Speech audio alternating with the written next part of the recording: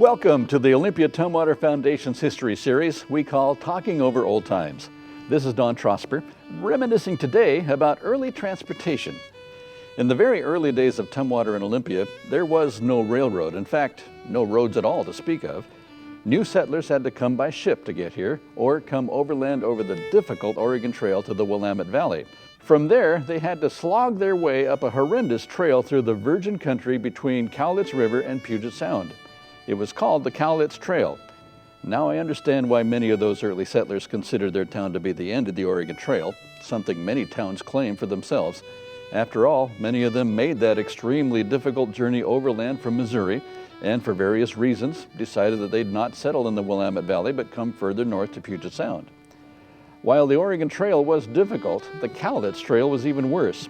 In the beginning, the trail required a flatboat or canoe trip down the Columbia and up the Cowlitz River to Cowlitz Landing, near the present-day town of Toledo in Lewis County.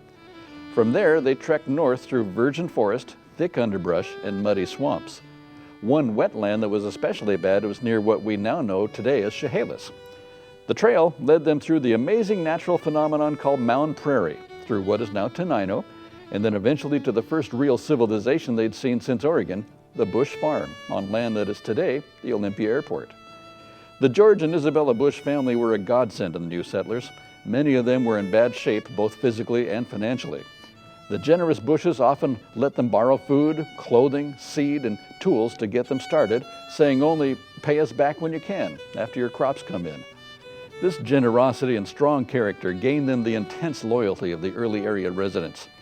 In fact, they were incensed that because George Bush was part black, he couldn't legally own his own farm as a citizen. It even took an act of Congress to make that happen. Tumwater's own Michael T. Simmons was one of the representatives to the Monticello Convention down on the Columbia near what is now Longview. The settlers there petitioned Congress for separation from Oregon and formation of a new and separate territory, and then included the petition to let the Bushes own their own land.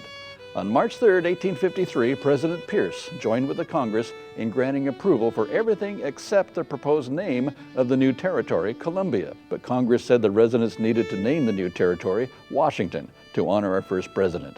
The settlers jumped at the offer, of course, and began an era that birthed the future state of Washington, thanks in large part to the efforts of the early Tumwater and Olympia settlers.